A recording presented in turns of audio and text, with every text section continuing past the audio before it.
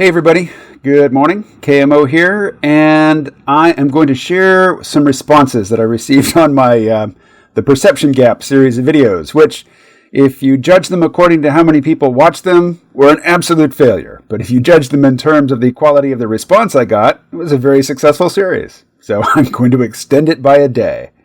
And I'm going to start off with a piece of feedback that came in via email. This comes from Michael, who writes, KMO. Loved your series on the perception gap. My thoughts below. Study limitations and drawing conclusions. Every study has limitations. I come from a public policy background where a clear declaration of these is standard in publishing. I find a lot of the social science literature, like this study, lacking in some of the rigor I expect with methodology and description of findings. Maybe this is overly harsh, but I feel it helps me limit over-interpreting the data. I think a big caveat for me in looking at the report is the framing of the premise, which I get into a little later. The study takes for granted that a perception gap exists and constructs surveys to measure their own model of what a perception gap is. When I took the quiz, as you suggested, I was dissatisfied by my response options. My views are much more nuanced than the responses allow. It's almost as if the study was designed to show the preconceived concept. Since I spend a lot of hours looking at population statistics, I probably have a more nuanced reaction to data than most. A lot of the charts in the study have pretty big margin of error bars. When these margin of error bars, spanning above and below where the bar chart stops, cover the same area as another population, the difference between the two is not statistically significant, and really shouldn't be reported as a difference. Large margin of errors come from breaking your sample into smaller groups. The chart breaking down the perception gap difference by media consumption is especially weak because of this. Class incentives and social networks.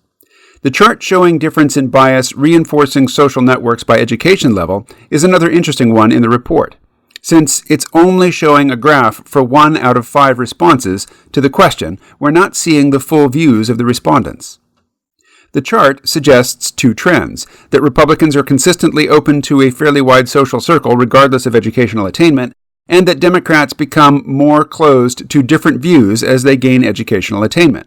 I suspect there is a lot more going on than this chart suggests. Social groups are complicated, with race, culture, relative wealth, profession, and so many other things putting different pressures on who you can and do make social bonds with. It seems unrealistic to me to assume political affiliation is the most significant one for most people. Left-right polarization and the Gingrich Revolution. Studies like this aren't bad. There are lots of interesting ideas to be pulled from this one, and others like it. But they do hold up the idea that polarization in society boils down to political identity.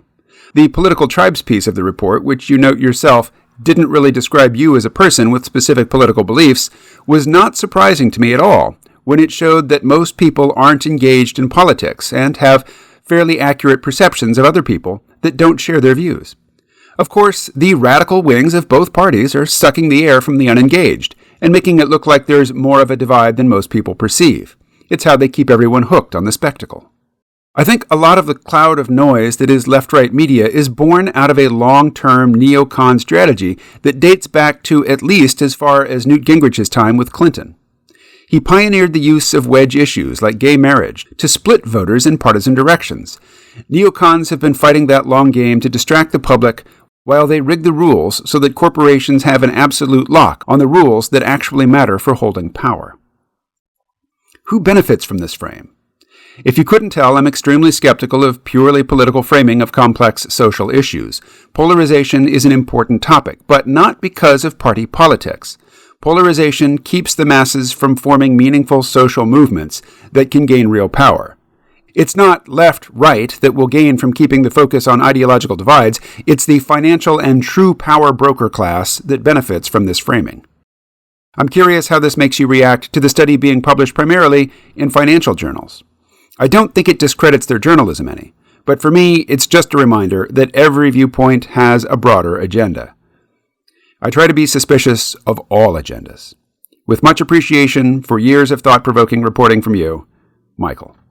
Michael, thank you very much for that. And other commenters who tried to take this poll also reported that, the options given for for you to choose from in describing your own beliefs were very limiting and did, in fact, push you into one or the other side of a preconceived divide. I found that as well. But, I find that on just about any multiple choice quiz that is supposed to be evaluating my perceptions or my ideological commitments or my personality trait or anything like that. Like the Myers-Briggs type inventory. I take that, I can't tell you how many times I've taken it, and I rarely get the same result. I'm usually, the NF in the middle is usually consistent, but not always. But, the first and last letters, they vary wildly. So polarizing quizzes like that tend to, I think, measure my current mood more than they measure, any lasting ideological commitments I might have. Under the class incentives and social networks portion of your feedback, you write, the chart suggests two trends, that Republicans are consistently open to a fairly wide social circle, regardless of educational attainment, and that Democrats become more closed to different views as they gain educational attainment. I suspect there is a lot more going on there than this chart suggests. Well, obviously, just as you've phrased it there, Republicans, uneducated Republicans say they might be open to having friendships with highly educated Democrats, but if the highly educated Democrats aren't open to that, that social connection, then it's not even really within the power of, uneducated Republicans to associate with highly educated Democrats. So such Democrats will not be in their social circles. And really, the only thing that uneducated Republicans will know about, highly educated Democrats is what people like Rush Limbaugh tell them. Interesting that you refer to Newt Gingrich in the same sentences and paragraphs where you're talking about neoconservatives, because I think of the neocons as being very focused on foreign policy and shoring up international strategic interests for the United States. And I think of Newt Gingrich as somebody who cynically used wedge issues, on social topics to gain domestic power here in the United States. The two groups were gaining ascendancy and probably, had some strategic cooperation in the 90s, but I think of them as two different movements. Who benefits from this frame? Yes, given that this was reported in the Financial Times and the Wall Street Journal, but also the Atlantic, but not in more mainstream and accessible outlets, it definitely reflects the interests of the publications who put out this story. I went to Wikipedia looking for some concise statement of the editorial bias of the Financial Times, and the Wikipedia entry on the Financial Times is exhaustive. It is very, very long, but what I took from it basically is that the major bias of the Financial Times is that they are globalists. They favor global trade, global governance, and they look unfavorably on nationalism. So they're anti-Brexit, and they are pro, continued cooperation between the United States and China, and opposed to Trump's trade war. And from what I've read in the few days that I've been reading articles in the Financial Times, seems to bear that out. They're not rabidly anti-Trump in the way that American leftists and Democrats are. And I should point out that the Financial Times is published in London, and most of their reporters are British. But given that they're focused on finance and technology and international trade and relations, of course, a lot of their coverage is focused on the United States.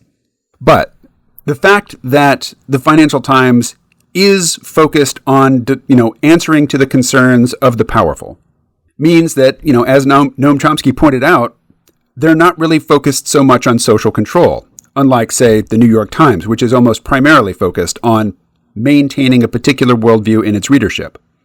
The Financial Times is less interested in manipulating their audience than serving their audience, and I think that's what justifies their very extreme price tag.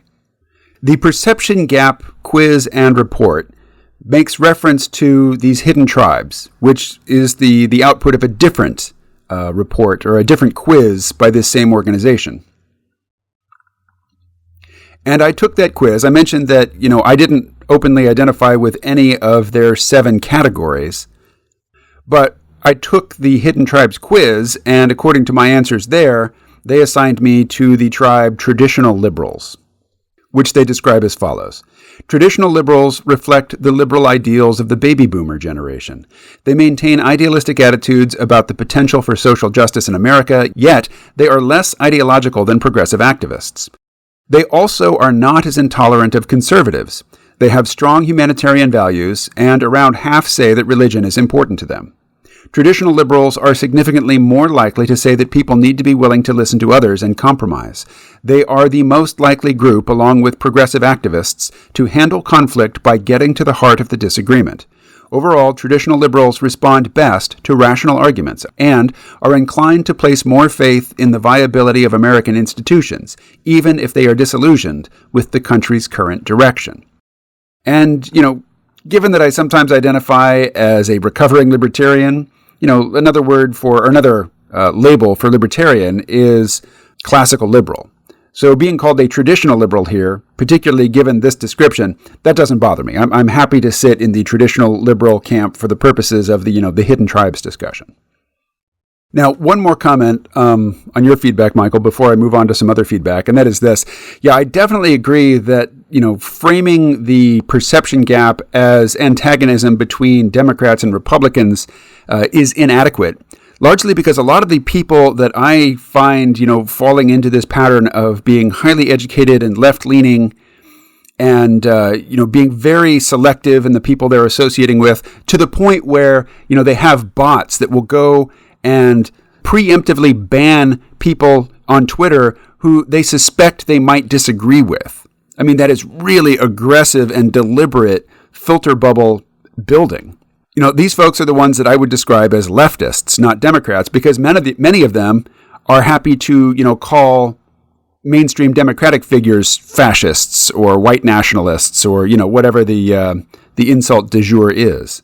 So, a lot of them, I definitely respect people who criticize the Democratic Party from the left, but the ones who are most prevalent on social media, particularly Twitter and Facebook, which are the two social media platforms, that I'm most familiar with, I think it would be unfair to Democrats to describe these people as Democrats. Okay, well, I've gone on for a very long time here, and I will put this one to bed. Well, actually, I will start the editing process, which will take considerably longer than the recording process. So, one of these days, I'm going to figure out that it takes less time to actually write a script and stick to it than it does to wing it and then trim away the fat in the editing. But that day has obviously not yet arrived. I will talk to you again tomorrow.